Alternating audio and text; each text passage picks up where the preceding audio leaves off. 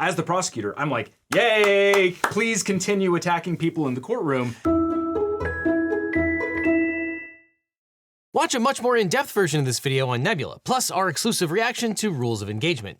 And right now you can even get a lifetime membership. More about that at the end. Today we're reacting to one of the classic law movies of all time, Primal Fear. It's the movie that put Edward Norton on the map. Yeah, there's a lot that's going on in this film. Some good, some bad, some legal, some illegal.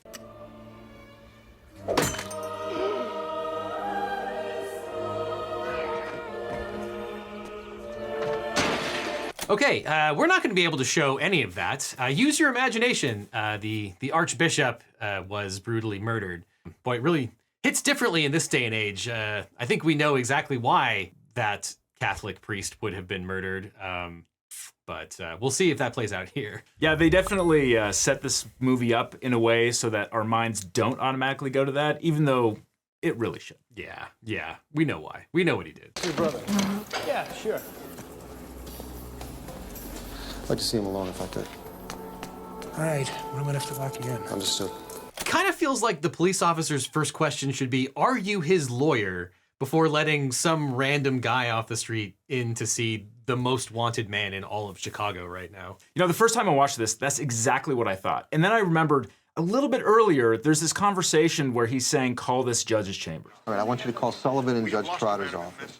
And the only thing that I can think is that he pulled some strings to get a judge to appoint him, essentially at pro se, or almost like a public defender, but privately retained. You know who I am? Oh, no, sir, no, I don't. My name is Martin Vale.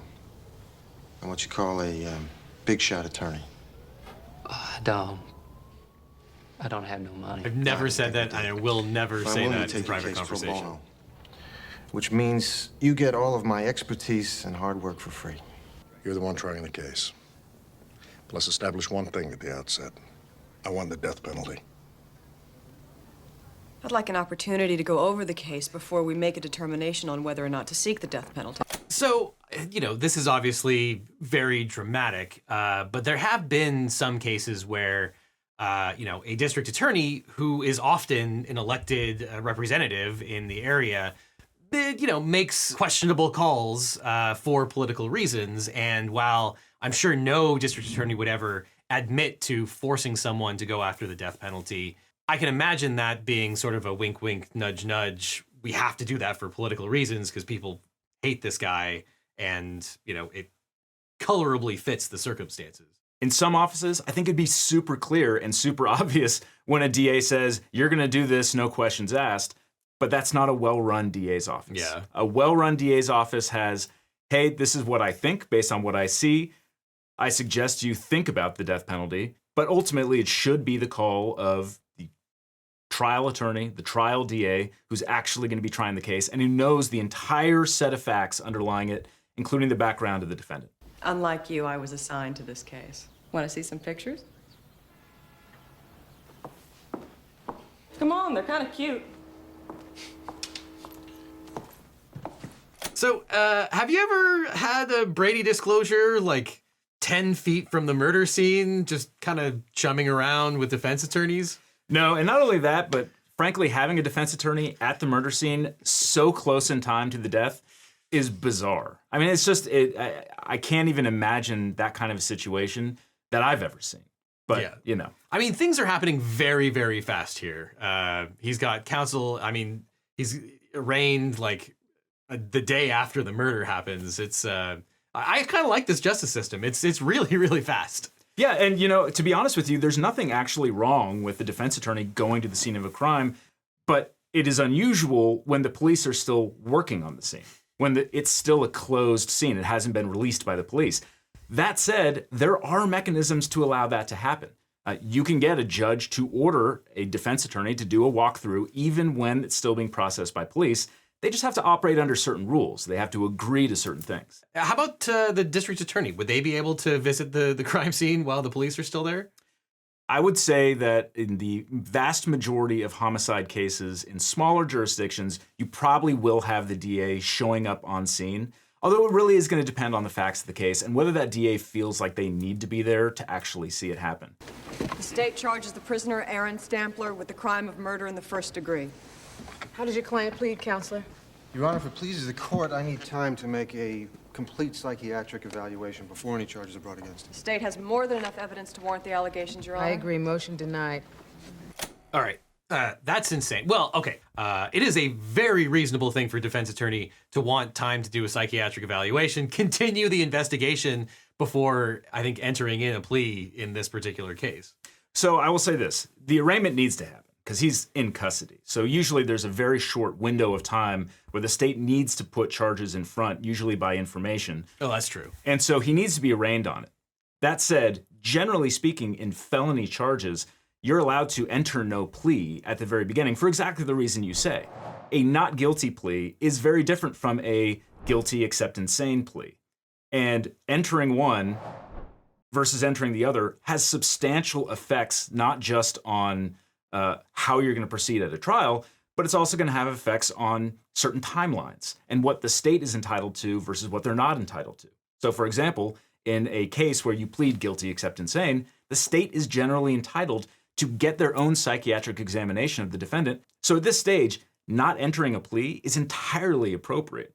And it's one where there should be substantial amount of time for the defense to actually consult with experts, get psychological examinations, so that they can make an informed choice about not guilty or guilty except insane. Ladies and gentlemen, you will learn that Aaron Stampler had everything he needed for the perfect assassination.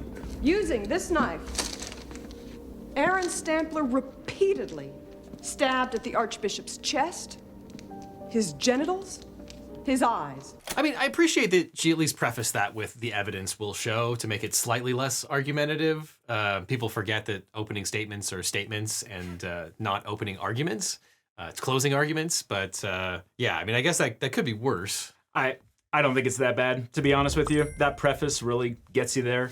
And frankly, you know, why not just at the beginning of your opening statement say, ladies and gentlemen, everything you're about to hear is what I expect you to hear, and then you just charge right into argument. Yeah, I mean, she's talking about the facts as she believes them. So yeah, I mean, usually in movies like this, they just launch into a huge amount of argument right from the bat. But she's telling a story, I guess. And they really don't want you to hear about their theory of motive.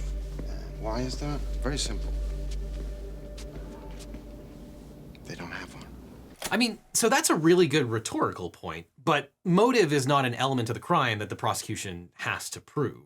It would make things a lot easier for the jury to say, oh, this person clearly had a reason as to why they would commit this murder, but the prosecution doesn't have to actually prove that as an element of the crime itself. Right, but there are two things. One is the state has already made motive a big part because they're trying to say, whoever did this murder clearly had some sort of rage and anger that was specifically directed at the Archbishop. Aaron Stampler stalked, ambushed, and savagely murdered this great man. So they're the ones incorporating some kind of motive into it, kind of baking it in. The other thing is people expect motive.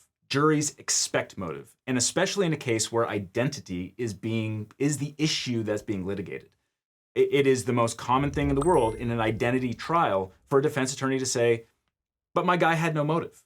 So clearly the victim suffered a great number of stab wounds. Yes, he did. 78. He tried to defend himself, and that explains the cuts on the hands and the forearms. I just have to say the way that opinion was phrased is objectionable. Generally speaking, the way that opinion should come out is he had wounds on his arms, which I know by my training and experience is consistent with defensive wounds. Because then the witness can explain, well, that's because when you hold your arms like this, you get cut in certain places. To simply say, well, this is what happened, the victim defended himself, the defense attorney can actually make some pretty good hay with that. Yeah, it's a really fine line with any expert, and you know, my expertise is with civil experts and not criminal experts, but you want them to be authoritative, but not overly so. You don't want them to be locked into some opinion that is so strong that it makes them seem unreasonable and not believable. Yeah, I mean, the best expert witness is one that doesn't seem tied to either side, but only to science and facts. We discovered an underlined passage. Would you please read this underlined passage to the court? I mean, lay the foundation for the book, but okay. No man, for any considerable period, can wear one face to himself and another to the multitude without finally getting bewildered as to which may be the true.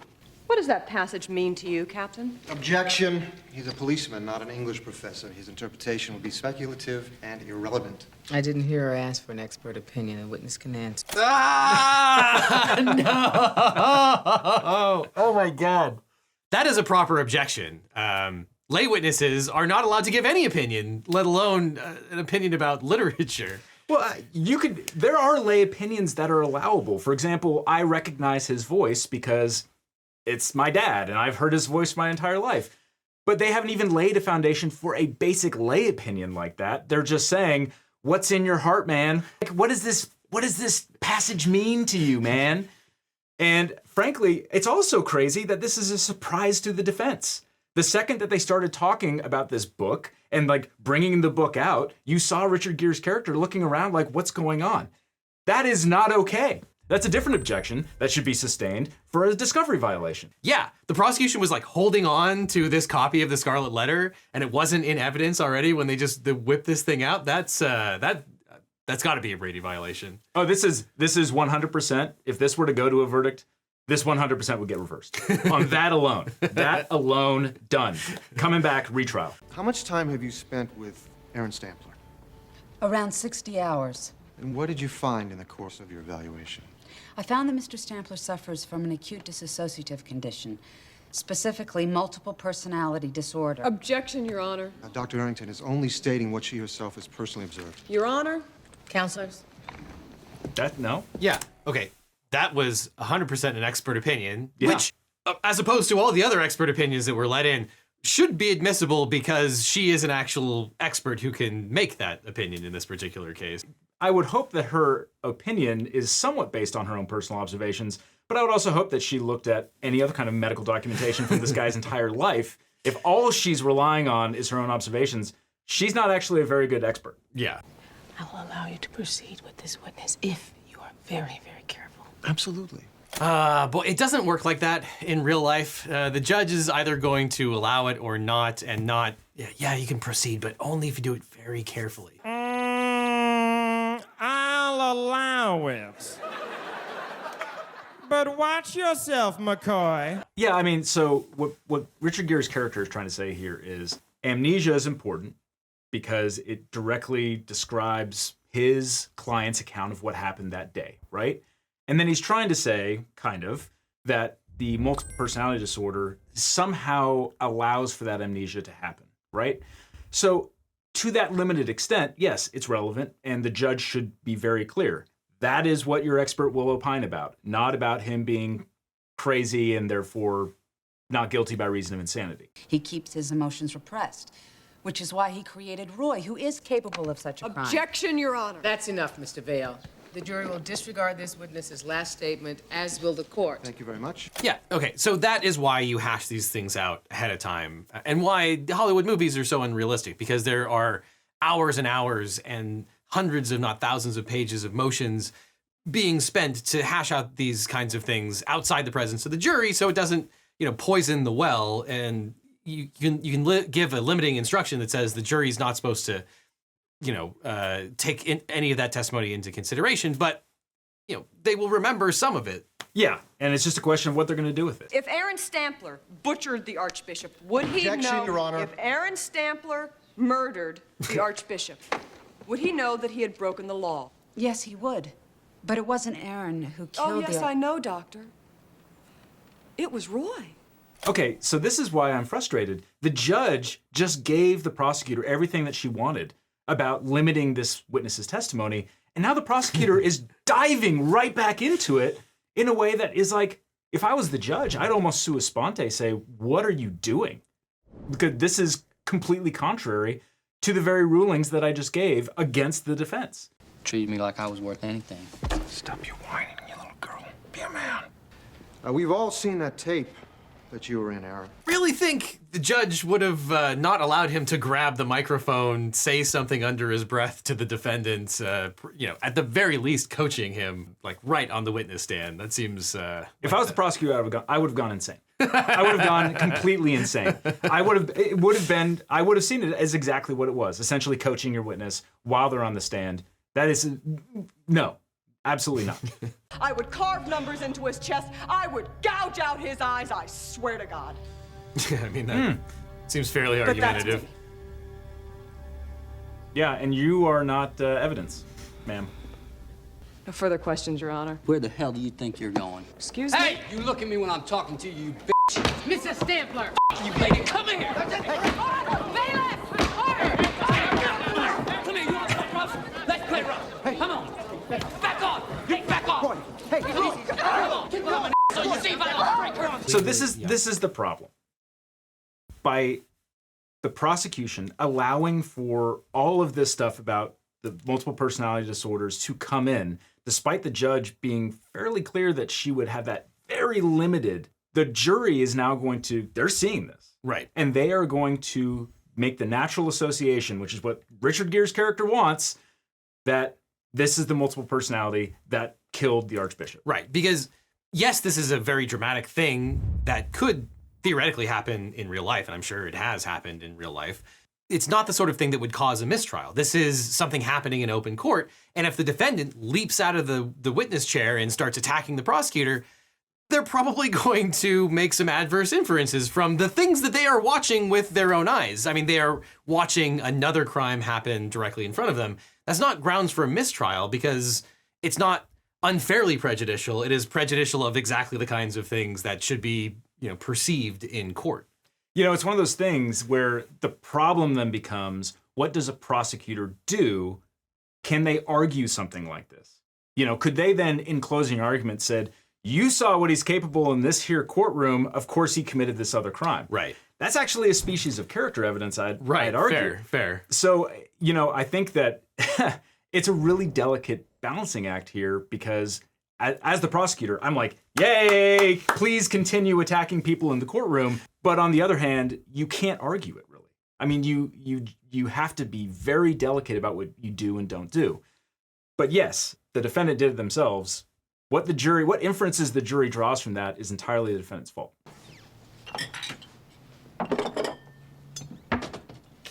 It's okay to drink because there's 3 glasses. Oh, Yeah.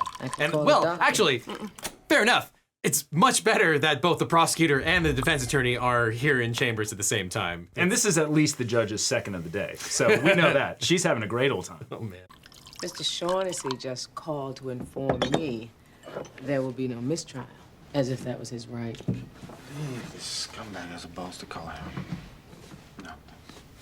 Okay, that was a comment that was made very much in passing, but Mr. O'Shaughnessy, the DA, apparently called the judge in the middle of trial to tell her that there's not going to be a mistrial.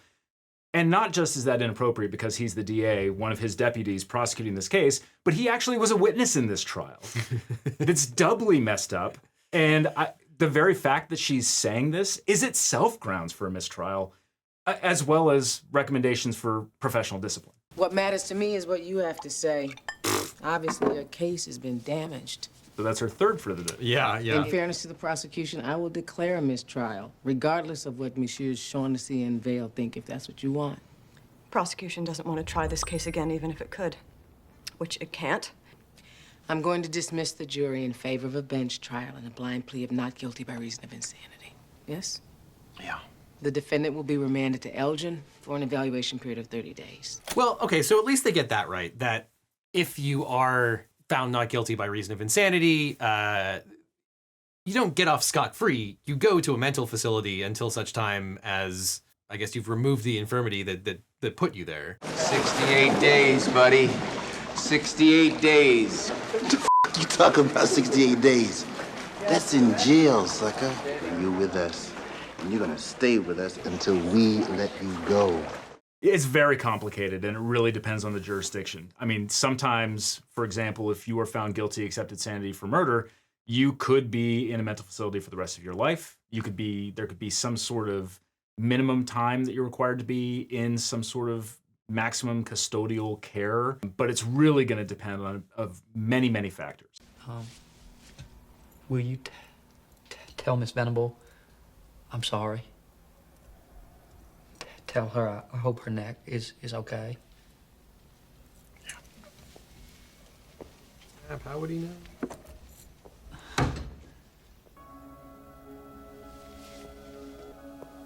What did you just say? What? You told me you don't remember. You black out. So how do you know about her neck?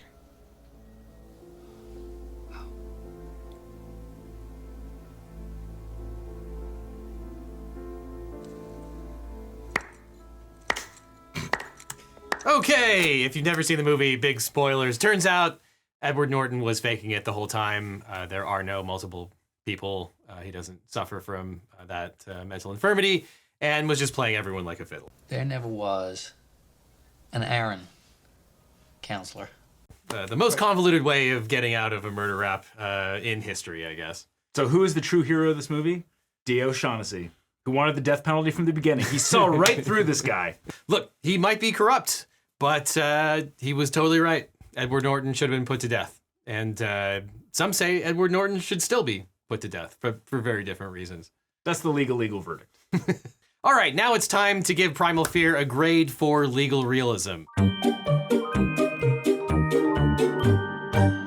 Spencer, what do you got for me?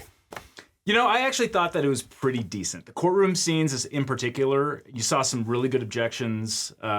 It flowed fairly smoothly, timeline independent. I'd say I give it about a B+. There were some good objections made, some baffling, overruled objections. I have to say, I think this movie is my highest ratio of lack of legal realism to how much I enjoyed the movie. I just love this movie so much. I'm gonna go with a B regular, B prime, B not minus or plus. But very, very enjoyable nonetheless. Now, if you like this reaction, we have a much longer, full-length cut available on today's sponsor, Nebula, where Spencer and I do an even deeper dive into the legal intricacies of Primal Fear.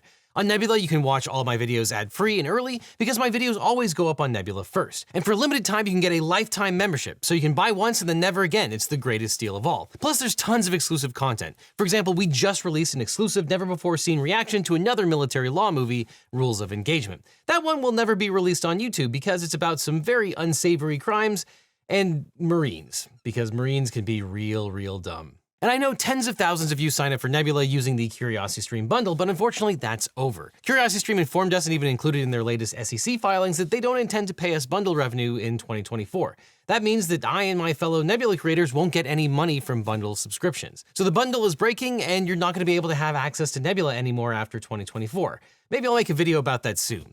But if you want to support me, the only way to ensure that the money you spend on Nebula goes to me is to sign up directly. And if you're new here, Nebula includes tons of exclusive videos from me, original series from your favorite people, movies, plays, classes, and more. With your favorites like Johnny Harris, Neo, Jetlag, Real Engineering, Real Life Lore, and of course, LegalEagle. And because of Nebula's ability to finance independent projects, the exclusives on Nebula are amazing. We have a whole slate of exciting projects this year. One of the most exciting for me is Boomers, a full-length documentary from Tom Nicholas, examining the problem of aging political leaders in the Western world in his trademark comedic style. You can also see my feature-length documentary, Bad Law, Words Good, and other Nebula exclusive content, including my full-length interview with the screenwriter of My Cousin Vinny, and my Not Safe for Work video about lawsuits that are too hot for YouTube. Because what's truly special about Nebula is that it's a creator-owned platform built by me and other creators and podcasters, and because it's a subscription service, we get to work on larger, higher-budget productions than we ever could anywhere else. It's becoming the answer to the question, how do you get Hollywood-level production value without Hollywood-level BS? So if you sign up with my link that's on screen right now or down below, you'll get an annual subscription for just $30, which is 40% off the regular price.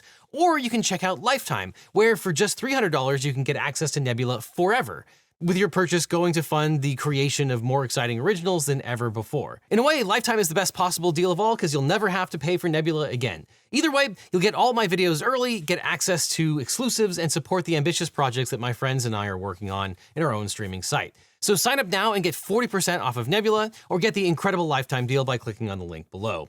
And after that, click on this box over here for more LegalEagle, or I'll see you in court.